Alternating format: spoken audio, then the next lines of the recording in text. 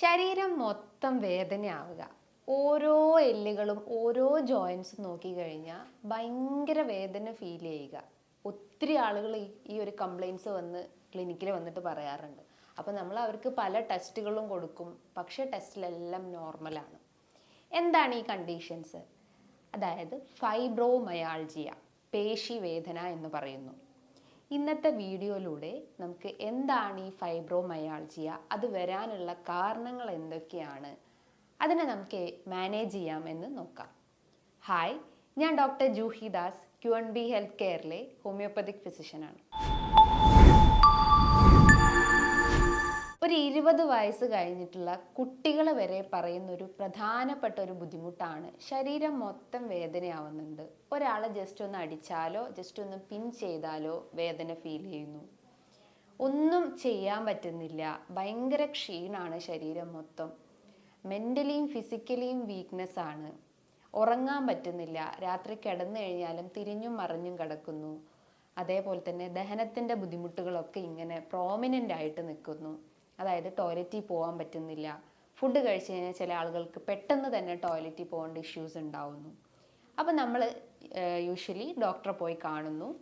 Doctor പല ടെസ്റ്റുകളും ചെയ്യുന്നു. അതായത് വിറ്റാമിൻ ഡി, HBൻ്റെ test, calcium test, ferritin test, iron test എല്ലാം ടെസ്റ്റ് ചെയ്തിട്ടും പക്ഷേ ടെസ്റ്റ് റിസൾട്ട്സിലെല്ലാം നോർമലാണ്.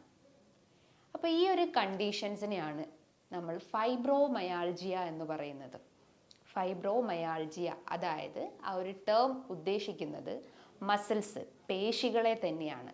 നമുക്കറിയാം, നമ്മുടെ പേശികൾ എന്ന് പറയുമ്പം നമ്മളെ ബോഡി മൂവ്മെൻറ്റ്സിന് സഹായിക്കുന്നതും നമ്മളെ ശ്വസിക്കാൻ സഹായിക്കുന്നതും ദഹനത്തിന് സഹായിക്കുന്നതും എല്ലാം നമ്മളെ പേശികൾ തന്നെയാണ്.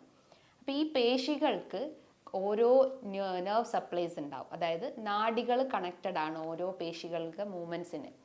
അപ്പോൾ ഈ നാഡികൾക്ക് എന്തെങ്കിലും ക്ഷതമേൽക്കുമ്പോഴാണ് നമുക്ക് പേശി വേദനയായിട്ട് പ്രസൻറ്റ് ചെയ്യുന്നത്. ഫൈബ്രോമയാൾജി എന്ന് പറയുമ്പം നമ്മുടെ മനസ്സിനെയും അതേപോലെ തന്നെ നമ്മുടെ ശരീരത്തിനെയും ഡയറക്റ്റ്ലി കണക്റ്റഡ് ആണ്. നമുക്ക് മാനസികമായിട്ട് എന്തെങ്കിലും ടെൻഷൻ, അല്ലെങ്കിൽ ഒരാളെ മരണം കേട്ടതിന് ശേഷമോ അല്ലെങ്കിൽ എന്തെങ്കിലും സ്ട്രെസ്, കണ്ടിന്യൂസ് ആയിട്ടുള്ള എന്തെങ്കിലും സ്ട്രെസ്, അങ്ങനത്തെ എന്തെങ്കിലും ഇഷ്യൂസ് ഉണ്ടെങ്കിൽ ഓട്ടോമാറ്റിക്കലി ഈ ഒരു ശരീരവേദന വർദ്ധിച്ചു വരുന്നത് നിങ്ങൾ നോട്ട് ചെയ്തിട്ടുണ്ടാവാം. അപ്പോൾ ഈ ഫൈബ്രോമയാൾജി എന്ന് പറയുന്നത് മസിൽ ഫൈബേഴ്സിന് എന്തെങ്കിലും ഡാമേജസ് സംഭവിക്കുമ്പോൾ, എസ്പെഷ്യലി എന്തെങ്കിലും ഒരു ഇഞ്ചറി സംഭവിക്കുമ്പോഴൊക്കെ അതിൻ്റെ ഭാഗമായിട്ടും ഇത് പ്രസൻറ്റ് ചെയ്യാം. ഈ ഒരു വേദന, അതായത് ശരീരവേദന ഒരു 3 മാസത്തിൽ കൂടുതൽ ഇങ്ങനെ എക്സിസ്റ്റ് ചെയ്ത് നിൽക്കുകയാണെങ്കിൽ നിങ്ങൾക്ക് ഫൈബ്രോമയാൾജി ആണെന്ന് നമുക്ക് ഡയഗ്നോസ് ചെയ്യാൻ പറ്റുന്നതാണ്. പ്രധാനമായിട്ടും വേദന എന്ന് പറയുമ്പം എസ്പെഷ്യലി പ്രസൻറ്റ് ചെയ്യുന്നത് നമ്മുടെ കഴുത്തിൻ്റെ ഭാഗത്തായിട്ട് പറയും. കഴുത്ത് തിരിക്കാൻ പറ്റുന്നില്ല, കഴുത്തിന് എന്തോ ഒരു ഭാരം ഫീൽ ചെയ്യുന്നു, അതായത് എന്തോ ഒരു ശബ്ദങ്ങൾ കേൾക്കുന്നു. അപ്പോൾ അങ്ങനെയൊക്കെ പ്രസൻറ്റ് ചെയ്യുമ്പം നമ്മൾ വിചാരിക്കും എന്തെങ്കിലും തേയ്മാനത്തിൻ്റെ ഇഷ്യൂസ് ആയിരിക്കാം, സർവൈക്കൽ സ്പോണ്ടൈലൈറ്റിസ് അല്ലെങ്കിൽ നീർക്കെട്ടിൻ്റെ ഇഷ്യൂസ് കൊണ്ടായിരിക്കാം അങ്ങനെ വരുന്നത്. പക്ഷെ അതൊരു ഭാഗത്ത് മാത്രമല്ല ഈ ഒരു ഫൈബ്രോമയാൾജിയ എന്നുള്ള കണ്ടീഷൻസിൻ്റെ വേദന അനുഭവപ്പെടുന്നത്. ശരീരം ഫുള്ളായിട്ടും വേദന വരാം. അതിൻ്റെ ഒരു പ്രഷർ പോയിന്റ് എന്ന് പറയുന്നതാണ് ഈ ഒരു കഴുത്തിൻ്റെ ഭാഗം. ചില ആളുകൾ പറയും ഈ ഒരു നമ്മുടെ ഈ തലയുടെ പുറകിലായിട്ട് ഓസിപ്പിറ്റൽ റീജൺ എന്ന് പറയുന്നു, അവിടെയും വേദന പ്രസൻറ്റ് ചെയ്യാറുണ്ട്. ഒരു പെരിപ്പ് അല്ലെങ്കിൽ ഒരു മരവിപ്പ്, ഒരു തരിപ്പ് ഫീൽ ചെയ്യുക. വേദനയാണോ എന്ന് ചോദിച്ചാൽ വേദനയല്ല, പക്ഷെ ഒരു തരിപ്പ് പോലെ ഫീൽ ചെയ്യുന്നു. അപ്പം നമ്മൾ വിചാരിക്കും ഓക്കെ, പ്രഷറിന് എന്തെങ്കിലും വേരിയേഷൻസ് ഉള്ളത് കൊണ്ടാണ് അല്ലെങ്കിൽ മൈഗ്രെയിൻ്റെ ഇഷ്യൂസ് കൊണ്ടാണ്. പക്ഷേ അങ്ങനെയല്ല. അത് മൈഗ്രെയിൻ കംപ്ലയിൻസ് ഉള്ള ആളുകൾക്കും ഇത് പ്രസൻറ്റ് ചെയ്യാം. പക്ഷേ ഒരു ഏരിയയിൽ മാത്രമല്ലാതെ പല ഏരിയാസിലും വേദന അനുഭവപ്പെടുന്നുണ്ടെങ്കിൽ അത് ഈ ഒരു പേശി വേദനയാണെന്ന് പറയാം. ചില ആളുകൾ പറയും ഈ ഷോൾഡറിൻ്റെ ഭാഗത്തായിട്ട് വേദനയുണ്ട്, കൈ ഒന്നും പൊക്കാൻ പറ്റുന്നില്ല, ഒരു ഭാരം, അതായത് ഷോൾഡറിൻ്റെ അവിടെ ഒരു ഭാരം ഫീൽ ചെയ്യുന്നു. ഒരു പേന വെച്ച് നമ്മൾ എഴുതുമ്പോൾ ആ വേദന കൈകളിലോട്ട് ഇറങ്ങി വരുന്നുണ്ട്. ചില ആളുകൾ പറയും ഒരു വസ്തുക്കൾ എടുക്കാൻ പറ്റുന്നില്ല, കൈ ഇങ്ങനെ വീശി നടക്കുമ്പോഴും ഒരു ഭാരം, കൈക്കൊക്കെ ഒരു ഭാരം ഫീൽ ചെയ്യുന്നു. അതേപോലെ നമ്മുടെ കൈമുട്ടിൻ്റെ അവിടെ വേദന, അതായത് 2 കൈമുട്ടിൻ്റെ അവിടെയും വേദന വരുന്നു, കാൽമുട്ടിൻ്റെ അവിടെ വേദന വരുന്നു, നടക്കാൻ പറ്റുന്നില്ല, നടക്കുമ്പോൾ ശബ്ദങ്ങൾ കേൾക്കുന്നു, ഒരു നീർക്കെട്ട് ഫീൽ ചെയ്യുന്നു. രാത്രി കാലങ്ങളിൽ ഇത് വർദ്ധിച്ചു വരുന്നു. രാവിലെ എഴുന്നേൽക്കുമ്പോൾ ശരീരം മൊത്തം ഒരു വലിഞ്ഞു മുറുകിയ പോലെ, അല്ലെങ്കിൽ ഒരു കയറ് വെച്ച് നമ്മളെ ശരീരം വലിച്ചു കെട്ടിയ പോലെ ഒരു ഫീലിംഗ് ഉണ്ടാവുന്നു. ഈ ഒരു കംപ്ലയിൻസ് പ്രോമിനൻ്റ് ആയിട്ട് ഇങ്ങനെ നിൽക്കുകയാണെങ്കിൽ നമുക്ക് ഉറപ്പിക്കാം അത് ഫൈബ്രോമയാൾജിയ എന്നുള്ള കണ്ടീഷൻ തന്നെയാണ്. ഇതിനോടനുബന്ധിച്ചിട്ടുള്ള ബുദ്ധിമുട്ടുകൾ എന്ന് പറയുമ്പം നിങ്ങൾക്ക് ക്ഷീണം, അതായത് ശരീരം മൊത്തം വീക്ക്നെസ് ആണല്ലോ, അപ്പം നമുക്ക് ഓട്ടോമാറ്റിക്കലി ഒരു ക്ഷീണം ഫീൽ ചെയ്യുന്നു, എപ്പോഴും ഉറങ്ങണം എന്നുള്ള ഒരു ടെൻഡൻസി വരുന്നു. അതായത് ബെഡ് കാണുമ്പോൾ തന്നെ നമ്മൾ ഓട്ടോമാറ്റിക്കലി ഉറങ്ങിപ്പോകുന്ന ഒരവസ്ഥ ഉണ്ടാവുന്നു, ഉറക്കക്കുറവിൻ്റെ ഇഷ്യൂസ് ഉണ്ടാവുന്നു, രാത്രി കാലങ്ങളിൽ തിരിഞ്ഞും മറിഞ്ഞും കിടക്കുന്നു, അതായത് വേദന കാരണം തിരിഞ്ഞും മറിഞ്ഞും കിടക്കേണ്ട ഒരു അവസ്ഥ ഉണ്ടാവുന്നു. കുട്ടികളെ കേസ് നോക്കുകയാണെങ്കിൽ അവർക്ക് പഠനത്തിലൊന്നും ഒട്ടും കോൺസെൻട്രേറ്റ് ചെയ്യാൻ പറ്റുന്നില്ല, ഒരു ഇറിറ്റേറ്റഡ് മെൻറ്റാലിറ്റി വരുന്നു. അതേപോലെ ഒരു വർക്ക് ചെയ്യുവാണെങ്കിൽ അതിൽ കംപ്ലീറ്റ് ആയിട്ട് അവർക്ക് ഫോക്കസ് ചെയ്യാൻ പറ്റുന്നില്ല, കോൺസെൻട്രേഷൻ്റെ ഇഷ്യൂസ് ഉണ്ടാവുന്നു. അതോടനുബന്ധിച്ച് തന്നെ അവർക്ക് ദഹനത്തിൻ്റെ പ്രശ്നങ്ങൾ ഉണ്ടാവുന്നു, അതായത് IBS, ഇറിറ്റബിൾ ബവൽ സിൻഡ്രോം പോലത്തെ കണ്ടീഷൻസ് ഡെവലപ്പ് ചെയ്യുന്നു. എസ്പെഷ്യലി കോൺസ്റ്റിപ്പേഷൻ്റെ ഇഷ്യൂസോ അല്ലെങ്കിൽ ഡയേറിയ, അതായത് മലബന്ധമായിട്ടോ അല്ലെങ്കിൽ മലം ലൂസായി പോകുന്ന ഇഷ്യൂസ് ഉണ്ടാവുന്നു. ചില ആളുകൾ മാത്രം പറയുന്ന ഒരു ബുദ്ധിമുട്ടാണ് വയറിനൊരു പിടുത്തം പോലെ, ഒരു വേദന പോലെ, അതായത് പേശികൾക്ക് ഉണ്ടാവുന്ന വേദന പോലെയും പ്രസൻറ്റ് ചെയ്യാറുണ്ട്. അപ്പോൾ ഇത്ര കംപ്ലയിൻസ് അല്ലെങ്കിൽ ഈ ഒരു കംപ്ലയിൻസ് ഓൾ ടുഗദറായിട്ട് പറയുവാണെങ്കിൽ അതിനെയാണ് നമ്മൾ ഫൈബ്രോമയാൾജിയ. അതിൻ്റെ വേദന എന്ന് പറയുമ്പം ഓരോ ഏരിയാസ് എന്നല്ല, നമ്മളെ ശരീരം ഫുള്ളായിട്ട് ഒരു ജനറലൈസ്ഡ് ബോഡി പെയിൻ എന്നാണ് മെയിൻലി പേഷ്യൻസ് വന്ന് പറയാറ്. അപ്പോൾ ഇത് വരാൻ ഒത്തിരി കാരണങ്ങളുണ്ട്. ആദ്യത്തേത് നമ്മൾ ഏജിങ്ങിൻ്റെ ഭാഗമായിട്ട് ഒരു 50 വയസ്സ് കഴിഞ്ഞിട്ടുള്ള ആളുകളെ മസിൽസ് നോക്കുകയാണെങ്കിൽ ഒരു സ്ട്രെങ്ത് കുറഞ്ഞതും അല്ലെങ്കിൽ സ്ട്രോങ് കുറഞ്ഞിട്ടുള്ള മസിൽസ് ആയിരിക്കാം, അപ്പോൾ അതിൻ്റെ ഭാഗമായിട്ട് കാണിക്കാം. രണ്ടാമതായിട്ട് ഫാമിലി ഹിസ്റ്ററി ഉള്ള ആളുകൾക്ക്, അതായത് നിങ്ങളെ ഗ്രാൻഡ് പാരൻസിനോ അച്ഛനോ അമ്മയ്ക്കോ ഇങ്ങനത്തെ ഒരു ബുദ്ധിമുട്ടുണ്ടെങ്കിൽ അതിൻ്റെ ഭാഗമായിട്ടും നിങ്ങൾക്കും വരാനുള്ള ഒരു ചാൻസസ് ഉണ്ട്. അതേപോലെ നിങ്ങൾ മുൻപ് എന്തെങ്കിലും വീഴ്ച സംഭവിച്ചിട്ടുണ്ടെങ്കിൽ, ഒന്നുകിൽ നട്ടൽ കുത്തി വീഴുക അല്ലെങ്കിൽ കൈമുട്ട് കുത്തി വീഴുക, അങ്ങനെ എന്തെങ്കിലും വീഴ്ചേൻ്റെ ഭാഗമായിട്ടും ഒരു കുറച്ച് വർഷങ്ങൾക്ക് ശേഷമായിട്ടും ഇത്തരം വേദനകൾ പ്രസൻറ്റ് ചെയ്യാം. അതേപോലെ തന്നെ നിങ്ങൾക്ക് എന്തെങ്കിലും അഡിക്ഷൻസ്, എസ്പെഷ്യലി സ്മോക്കിംഗ് അല്ലെങ്കിൽ ആൽക്കഹോളിക് അഡിക്ഷൻസ് ഉണ്ടെങ്കിലും അതിൻ്റെ ഭാഗമായിട്ടും ഇത് പ്രസൻറ്റ് ചെയ്യാനുള്ളൊരു ചാൻസസ് ഉണ്ട്. നമുക്കറിയാം ഈ നിക്കോട്ടിൻ നമ്മളെ ബോഡിയിലേക്ക് എൻ്റർ ചെയ്ത് കഴിഞ്ഞാൽ അത് രക്തക്കുഴലുകളെ ഡാമേജ് ആക്കുന്നു, അല്ലെങ്കിൽ കൃത്യമായിട്ട് ബ്ലഡ് ഫ്ലോ നടക്കുന്നില്ല, അതായത് ഓരോ രക്തക്കുഴലുകളുടെയും കൃത്യമായിട്ട് രക്തം ഒഴുകാത്തൊരവസ്ഥ വരുന്നു. അപ്പോൾ ബ്ലോക്ക് ടെൻഡൻസി വരുന്നു, സ്ട്രോക്കിൻ്റെ ഇഷ്യൂസ് വരുന്നു. അതേപോലെ തന്നെ ഹെമറേജിക് സ്ട്രോക്ക്, ഹൃദയാഘാതത്തിൻ്റെ ലക്ഷണങ്ങൾ കാണിക്കാം. അപ്പോൾ അതൊക്കെ വരാനുള്ള ഒരു കാരണം എന്ന് പറയുന്നത് സ്മോക്കിംഗ് അല്ലെങ്കിൽ ആൽക്കഹോളിക് അഡിക്ഷൻസ് ആണ്. അപ്പോൾ അതിൻ്റെ ഭാഗമായിട്ടും പേശികൾക്കും വീക്ക്നെസ് അനുഭവപ്പെടാം, അപ്പോൾ നമുക്ക് വേദനയായിട്ട് പ്രസൻറ്റ് ചെയ്യാം. മറ്റൊരു പ്രധാനപ്പെട്ട ഒരു കാരണം അമിതവണ്ണം തന്നെയാണ്. നമുക്കറിയാം നമ്മളെ ബോഡി മാസ് ഇൻഡെക്സ് എന്ന് പറയുമ്പം നമ്മുടെ ഹൈറ്റിന് പ്രപ്പോർഷണൽ ആയിരിക്കണം നമ്മളെ വെയിറ്റ്. അപ്പോൾ ബോഡി മാസ് ഇൻഡെക്സ് ഒരു 35 എബോവ് ആണെങ്കിൽ നിങ്ങൾ ഓവർ വെയിറ്റ് ആണെന്ന് മനസ്സിലാക്കാം.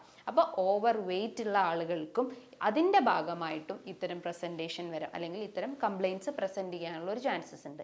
അതേപോലെ എന്തെങ്കിലും infections, especially dengue, malaria, chikungunya, അങ്ങനെ എന്തെങ്കിലും ഇൻഫെക്ഷൻസ് വന്നു കഴിഞ്ഞാൽ, എസ്പെഷ്യലി ചിക്കൻ ഗുനിയൊക്കെ വന്നു കഴിഞ്ഞാൽ ഒരു നുറുങ്ങുന്ന വേദന എന്ന് പറയും, ശരീരം മൊത്തം വലിച്ചു കീറി മുറുകുന്ന ഒരു വേദനയായിരിക്കാം. ഓരോ ജോയിൻസും നമ്മൾ ജസ്റ്റ് ഒന്ന് ടച്ച് ചെയ്ത് കഴിഞ്ഞാൽ ആ ഒരു വേദന ഭയങ്കരമായിട്ടും പ്രസൻറ്റ് ചെയ്യുന്നത് കണ്ടിട്ടുണ്ട്. അപ്പോൾ ആ ഒരു ഇൻഫെക്ഷൻസ് വന്ന് ശരീരത്തിൽ പോയി കഴിഞ്ഞാലും ഒരു ആഫ്റ്റർ എഫക്റ്റ് ആയിട്ടും ഇത്തരം ഫൈബ്രോമയാൾജിയ കണ്ടീഷൻസ് ഡെവലപ്പ് ചെയ്യാനുള്ള ഒരു ചാൻസസ് ഉണ്ട്. അതേപോലെ നിങ്ങളുടെ ശരീരം കൃത്യമായിട്ട് വർക്കൗട്ട് ചെയ്യുന്നില്ല, അല്ലെങ്കിൽ ഫുഡ് കഴിക്കുന്നു, ഉറങ്ങുന്നു, ഈ ഒരു പാറ്റേൺ മാത്രമാണെങ്കിൽ, ഒട്ടും മൂവ്മെൻറ്റ്സ് ശരീരത്തിന് കൊടുക്കാതെ പ്രൊലോങ്ഡ് ആയിട്ട് ഒരേ പോസ്ചർ തന്നെ മെയിൻറ്റെയിൻ ചെയ്യുകയാണെങ്കിലും, ബോഡി മൂവ്മെൻറ്റ്സ് ഒന്നുമില്ലെങ്കിലും അതിൻ്റെ ഭാഗമായിട്ടും ഈ ഒരു പ്രസൻറ്റേഷൻ കാണിക്കാം.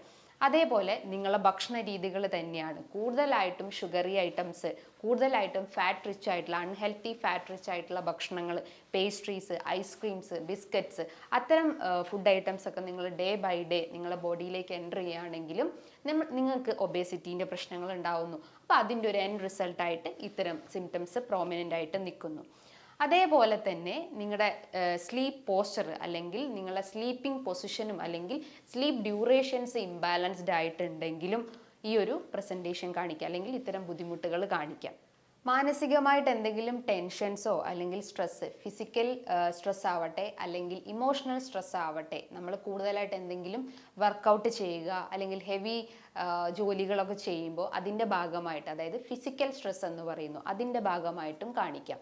അതേപോലെ തന്നെ എന്തെങ്കിലും ഇമോഷണൽ ഡാമേജസ് ഉണ്ടെങ്കിൽ, എന്തെങ്കിലും മെൻ്റൽ ട്രോമാസ്, ഒരാൾ മരണപ്പെട്ടു പോയതോ അല്ലെങ്കിൽ പെട്ടെന്ന് ഉണ്ടാകുന്ന എന്തെങ്കിലും ഷോക്കിംഗ് ന്യൂസോ അല്ലെങ്കിൽ എന്തെങ്കിലും കാലങ്ങളായിട്ടുള്ള നമ്മളൊരു സങ്കടം നമ്മൾ അലട്ടുന്നുണ്ടെങ്കിലും അതിൻ്റെ ഭാഗമായിട്ടും നമ്മളെ മൈൻഡ് ഓട്ടോമാറ്റിക്കലി ഡാമേജ് ആവുന്നു.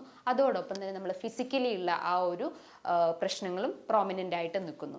ചില ആളുകൾ പറയും ഫുഡ് കഴിച്ചാൽ ഉടനെ തന്നെ നെഞ്ചിനൊരു ഭാരം ഫീൽ ചെയ്യുന്നു, അല്ലെങ്കിൽ കണ്ടിന്യൂസ് ആയിട്ട് ഒരു കടച്ചിൽ, നെഞ്ചിൻ്റെ അവിടെ ഒരു കടച്ചിൽ ഫീൽ ചെയ്യുന്നു, എസ്പെഷ്യലി ഒരു റിബ് ഏരിയാസിൻ്റെ അവിടെ ഒരു ബേണിംഗ് സെൻസേഷൻ ഉണ്ടാവുന്നു. അപ്പോൾ ഓട്ടോമാറ്റിക്കലി നമ്മൾ എന്താ ചിന്തിക്കുക, നമുക്ക് ഹൃദയാഘാതത്തിൻ്റെ എന്തോ ഒരു ബുദ്ധിമുട്ടുണ്ട്, അപ്പോൾ നമ്മൾ പോയിട്ട് ECG എടുക്കും. പക്ഷേ ആ ടെസ്റ്റിലെല്ലാം നോർമലായിട്ട് കാണിക്കുന്നു. ഫൈബ്രോമയാൾജിൻ്റെ ഒരു പ്രോമിനൻ്റ് ഫീച്ചർ എന്ന് പറയുമ്പം ഈ ഒരു ബ്ലഡ് ടെസ്റ്റ് പലതും നമ്മൾ ചെയ്യുന്നുണ്ടാവും. വിറ്റാമിൻ ഡി, കാൽഷ്യം, തൈറോയിഡിൻ്റെ ടെസ്റ്റ്, എല്ലാ ടെസ്റ്റ് ചെയ്താലും ഈ ഒരു ഇതിലെല്ലാം നോർമലായിരിക്കാം.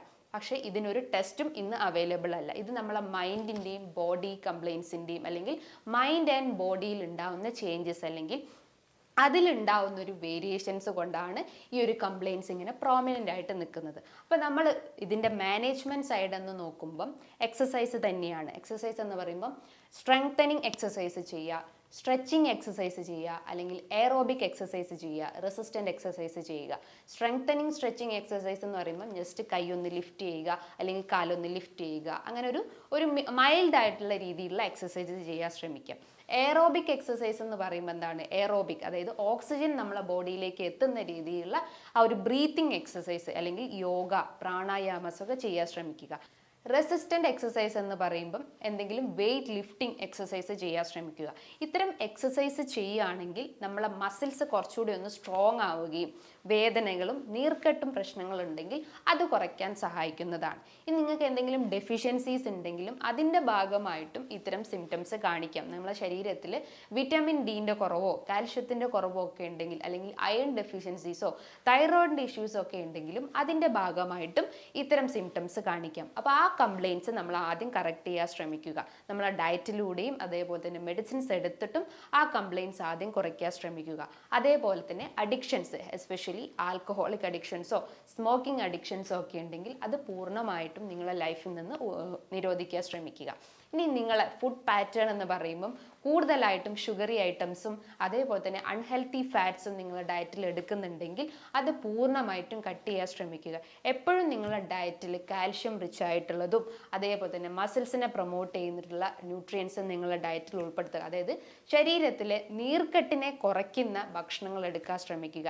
ആൻറ്റി ഇൻഫ്ലമേറ്ററി അല്ലെങ്കിൽ ആൻറ്റി ഓക്സിഡൻസ് റിച്ച് ആയിട്ടുള്ള വൈറ്റമിൻ സി, അതേപോലെ തന്നെ വൈറ്റമിൻ ഇ, വൈറ്റമിൻ കെ, അതായത് രക്തക്കുഴലുകളുടെ ആ ഒരു ഫങ്ഷനിങ് ഒക്കെ കറക്റ്റ് ആക്കാൻ വേണ്ടിയിട്ട് നിങ്ങളുടെ ഡയറ്റിൽ ഇത്തരം വിറ്റമിൻസും ഉൾപ്പെടുത്താൻ ശ്രമിക്കുക. അതായത് ഗ്രീൻ ലീഫി വെജിറ്റബിൾസ്, ഇലക്കറികൾ, അതേപോലെ തന്നെ ചെറുധാന്യങ്ങൾ, അതേപോലെ തന്നെ ചെറിയ മത്സ്യങ്ങൾ എടുക്കാം, നട്ട്സ് ഡെയിലി എടുക്കാം, സീഡ്സും നിങ്ങൾക്ക് ഡെയിലി എടുക്കാം. അപ്പോൾ ഈ കാര്യങ്ങളൊക്കെ കൃത്യമായിട്ട് നിങ്ങളുടെ ഡയറ്റിൽ ഉൾപ്പെടുത്തി കഴിഞ്ഞാൽ ഇത്തരം കംപ്ലയിൻസ് നമുക്ക് സ്റ്റാർട്ടിങ് തന്നെ നമുക്ക് റെഡ്യൂസ് ചെയ്യാൻ പറ്റുന്നതാണ്. നമുക്കറിയാം ഈ ഒരു കംപ്ലയിൻ്റ് ഒരു 3 മാസത്തിൽ കൂടുതൽ നിൽക്കുമ്പോഴാണ് നമ്മൾ ഈ ഒരു കംപ്ലയിൻസ് ആയിട്ട് അല്ലെങ്കിൽ ഈ ഒരു ഫൈബ്രോമയാൾജിയ എന്നുള്ള കണ്ടീഷൻസ് ആയിട്ട് നമ്മൾ പറയുന്നത്.